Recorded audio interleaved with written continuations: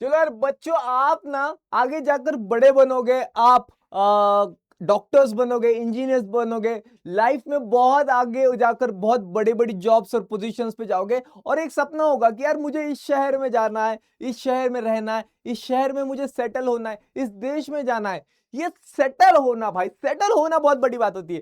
Parents भी बोलते हैं, और ये जो यंग और जो अभी जॉब करने आए हैं और अभी अपना करियर शुरू किया है, और वो एक बात बोलते हैं, सेटल होइसे यार, मला सेटल होना है, सेटल होना है। तो ये सेटलमेंट क्या है और ये सेटल होने वाली चीज क्या है, तो अभी हम देखेंगे ज्योग्राफी के टर्म से। हमारा चैप्टर है भाई ह्यूमन सेटलमेंट। तो ह्यूमंस कैसे सेटल होते हैं, उसका टाइप क्या होता है, किस प्रकार में होते हैं, क्यों होते हैं, क्या क्या फैक्टर्स है एक ह्यूमन सेटलमेंट के लिए। तो अगर मुझे कोई गांव में सेटल होना है, मुझे कोई शहर में सेटल होना है, तो मुझे सेटल होना है समझ लो फॉर एग्जांपल पुणे में, तो मैं देखूंगा पुणे में मुझे क्या क्या है, मेरी इकोनॉमिक अपॉर्चुनिटी, जॉब है क्या, मेरे बच्चों के लिए अच्छी पढ़ाई है क्या, वहां पे अच्छी फैसिलिटीज है क्या, वहां पे पानी है क्या, वहां पे अच्छे रोड्स है क्या, वहां का सोशल स्ट्रक्चर कैसा है, कल्चर कैसा है। तो बहुत क्लाइमेट वगैरह ऐसा बहुत सारी चीजें देखूंगा, राइट। और उसके बिहाफ पे बोलूंगा हाँ पुणे में मुझे सेटल होना है कि नहीं, is Pune the best city to live मेरे लिए।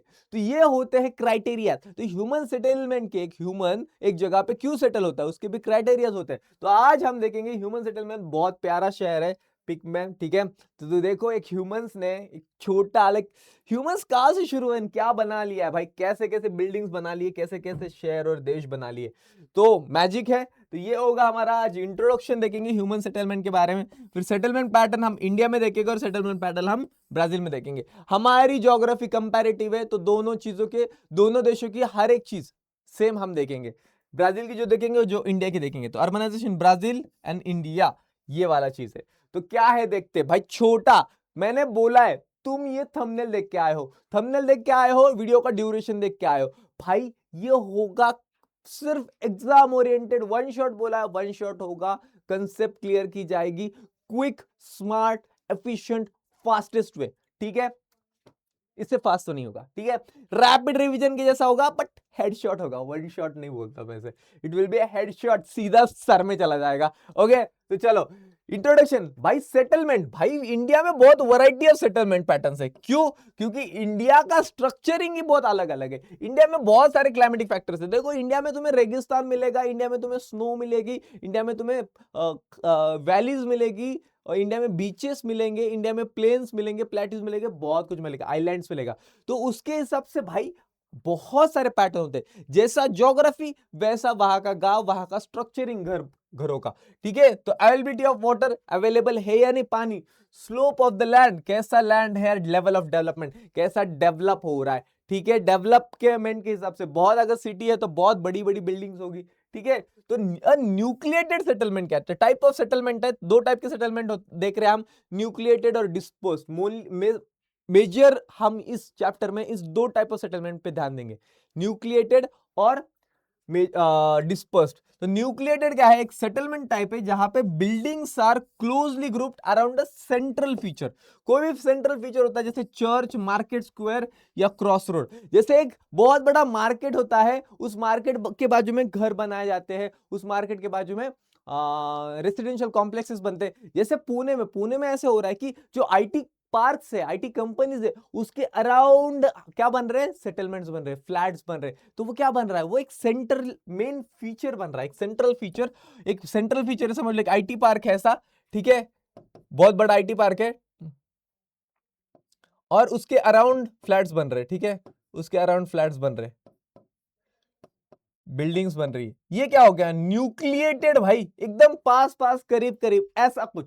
तो न्यूक्लिएटेड सेटलमेंट। फिर दूसरा टाइप है, हम दूसरा जो देखेंगे डिस्पर्स सेटलमेंट, जो एक टाइप ऑफ रूरल है। क्यों, क्योंकि जहां पे घर और बिल्डिंग्स स्प्रेड होते हैं लार्ज एरिया के ऊपर, जाकि क्लस्टर नहीं होते एक जगह पे, नहीं एक घर यहां पे होगा, ठीक है, अच्छा घर बनाता हूं रुको, ठीक है, एक घर यहां पे होगा,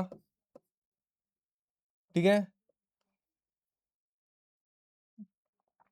मुझे घर बनाने क्यों नहीं आता,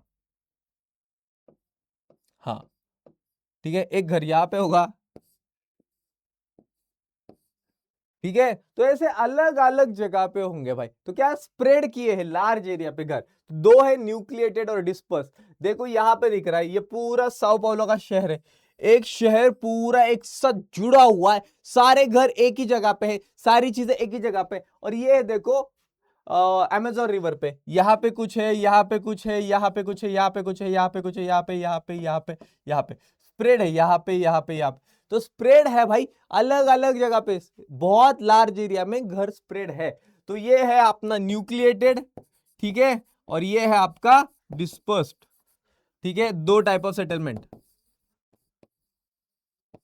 ओके चलो, तो geographical explanation of Sao Paulo देखते हैं। जो न्यूक्लिएटेड सेटलमेंट है, न्यूक्लिएटेड क्या होती है, कैसे अफेक्ट करती है, ये देखेंगे। तो ये एक एग्जांपल के थ्रू हम न्यूक्लिएटेड सेटलमेंट देखेंगे। तो अर्लियर सेटलमेंट ब्राजील में जो सेटलर्स आए थे वो कहां से आए थे, ब्राजील ढूंढा यूरोपियंस ने। कौन आए थे, क्रिस्टोफर कोलंबस आए थे भाई, इंडिया के लिए रास्ता ढूंढने गए। बोले मैं ईस्ट नहीं जाऊंगा, मैं वेस्ट जाऊंगा, वेस्ट जाकर मैं इंडिया को ढूंढूंगा। चले गए वेस्ट, नॉर्थ अमेरिका मिल गया, और नॉर्थ अमेरिका से साउथ अमेरिका में आ गए। तो यूरोपियंस आए थे, यूरोपियंस आए एंड मेनली सेटल हो गए कोस्टल एरियाज में। क्यों भाई, आए थे ना यूरोप से, आए थे किसमें, शिप में। तो शिप से आए, जहां पे आए उसी जगह पे कोस्टल एरिया, समुद्र किनारीच घर बनवले आणि तिथं सेटल झाले।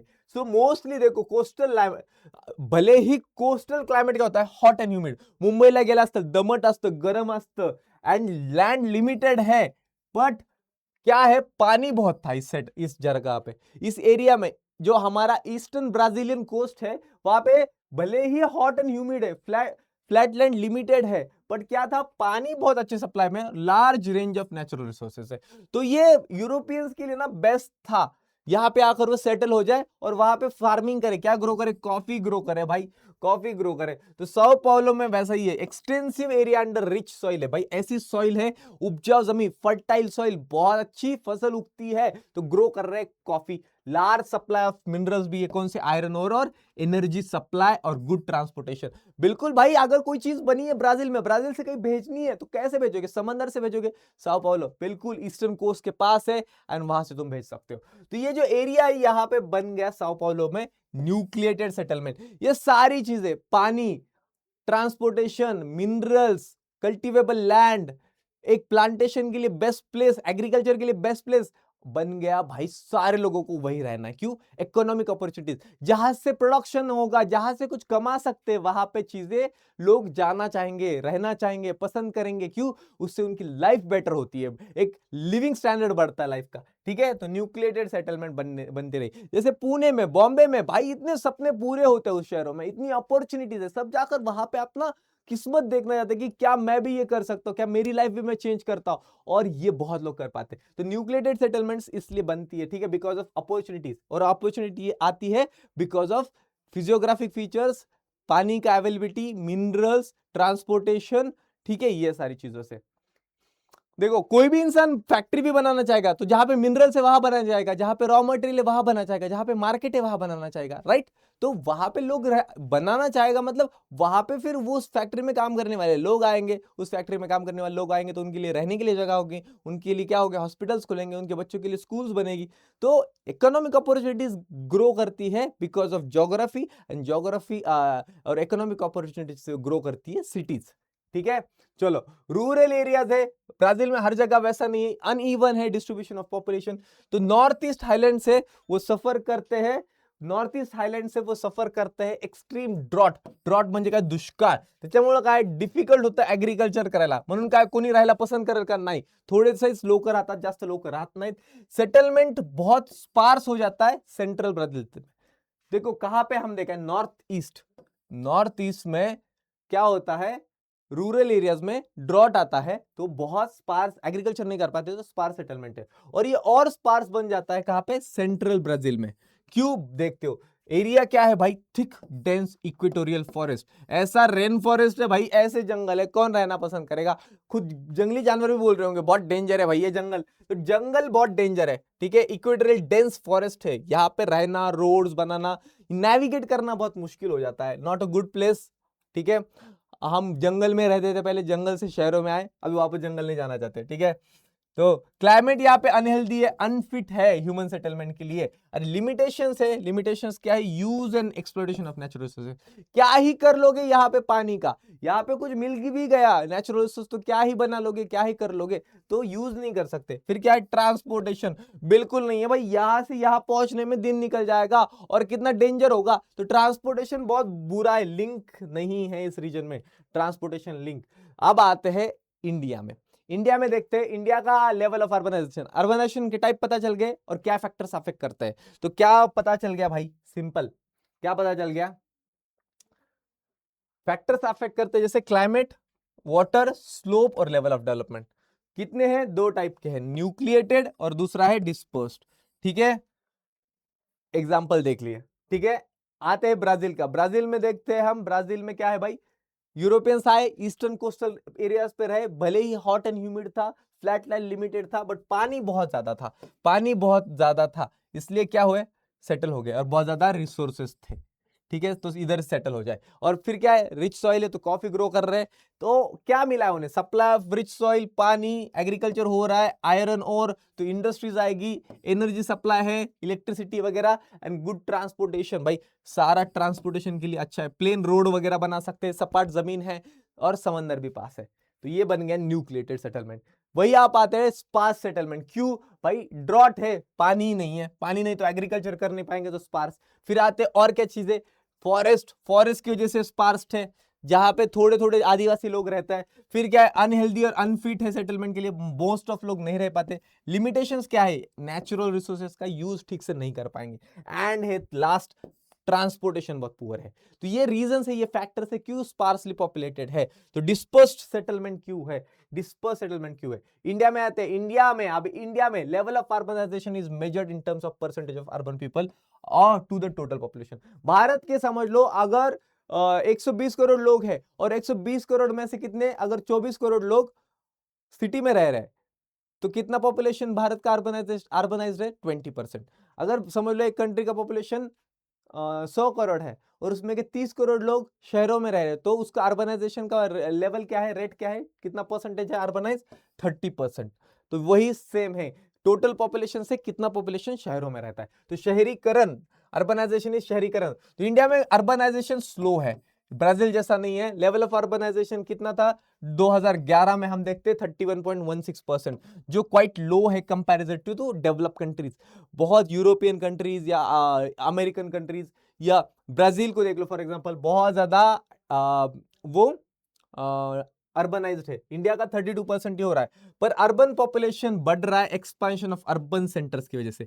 नए नए कंपनीज आ रहे हैं, नए नए गांव हो रहे हैं, एक बड़ा शहर है, उस शहर के आजू बाजू के गांव भी उस शहर में मिक्स हो रहे हैं, इतना अर्बनाइजेशन हो रहा है। नए टाउन्स आ रहे हैं जिसकी वजह से अर्बनाइजेशन में बहुत ग्रोथ हो रहा है, अर्बन पॉपुलेशन में बहुत ग्रोथ हो रहा है। मोस्टली सिटी में लोग जाकर रहना पसंद करते हैं। तो urbanization has been more in South India. India में अगर नॉर्थ इंडिया और साउथ को कंपेयर करें तो साउथ इंडिया में ज्यादा अर्बनाइजेशन है। बहुत देखो, हैदराबाद, चेन्नई, बैंगलोर, मैंगलोर, कन्नूर, तिरुवनंतपुरम, महाराष्ट्र, मुंबई, पुणे, कोल्हापुर, संभाजीनगर, नागपुर, तो ये बहुत ज्यादा अर्बनाइज्ड है। गोवा भारत की सबसे अर्बनाइज्ड स्टेट है, 62% पॉपुलेशन अर्बन एरियाज में रहता है। और यूनियन टेरिटरीज में है अपनी दिल्ली, दिल्ली का 80% एरिया अर्बनाइज्ड है। ठीक है, यूटीज में। तो बाकी के स्टेट्स है तमिलनाडु, महाराष्ट्र, जैसे मैंने बोला गुजरात, केरला, अर्बनाइजेशन ज्यादा है। बाकी के स्टेट हिमाचल प्रदेश, उत्तराखंड, जम्मू कश्मीर, बिहार, राजस्थान, जहां पे मोस्टली लोग गांव में रहता है तो अर्बनाइजेशन कम है। यहाँ पे देखो लेवल ऑफ अर्बनाइजेशन 18% था, 1961 से हम कितना है 32%। ठीक है, 32% के आसपास, अभी और बड़ा है भाई, बहुत बड़ा है। ठीक है, चलो आते। तो ब्राजील में भी सेम है, ब्राजील में देखो 47 था, अब 84, तो टोटल ब्राजील में अभी 86% लोग अर्बनाइज शहरों में रहते हैं। तो Brazil is one of the few developing countries जहां पे जो बहुत ही ज्यादा अर्बनाइज्ड है, क्योंकि बाकी का ब्राजील में कोई रहता नहीं। ब्राजील में बहुत अनइवन डिस्ट्रीब्यूशन ऑफ पॉपुलेशन है। मोस्ट ऑफ ब्राजील का पॉपुलेशन साउथ और साउथ ईस्ट एरिया में रहता है, ईस्टर्न एरिया में। ठीक है, तो रैपिड अर्बनाइजेशन हुआ है देखो साउथ और साउथ ईस्ट एरिया में। जैसे साओ पाउलो एक एमर्जिंग सेंटर बना है, Rio de Janeiro emerging centre है, और ब्राजीलिया एमर्जिंग सेंटर है। तो इस ग्रोथ को देख के क्या हुआ है, कंट्री में ब्राजीलियन गवर्नमेंट को लगा भाई सारा देश, सारे लोग देश के एक ही साइड में रह रहे, बाकी का देश पूरा मतलब पूर्ण मोकळे सगळेजण येऊन इथंच बसलेत. तो इन्होंने क्या प्रमोट कर रहे, गो वेस्ट. सब ईस्ट साइड में है ना, तो वेस्ट साइड में भी जाओ. क्या होगा इससे, प्रेशर कम होगा भाई एरियाज में. भाई कितना पॉपुलेशन, स्लम्स आ रहे, खाने के प्रॉब्लम हो रहे, सैनिटेशन के हो रहे, क्लीनलीनेस के प्रॉब्लम हो रहे, तो सारे लोग अगर एक ही जगह पे रहेंगे तो बहुत ज्यादा बर्डन, प्रेशर आएगा उस एरिया पे. तो ये रिड्यूस करने के लिए, और क्या, रीजनल इंबैलेंस. भाई एक देश में पूरा सारा डेवलपमेंट, सारी चीजें एक ही साइड होगी तो बाकी का देश क्या होगा, निग्लेक्टेड फील करेगा. बाकी के लोग, बाकी की स्टेट्स क्या करेगी, निग्लेक्टेड फील करेगी.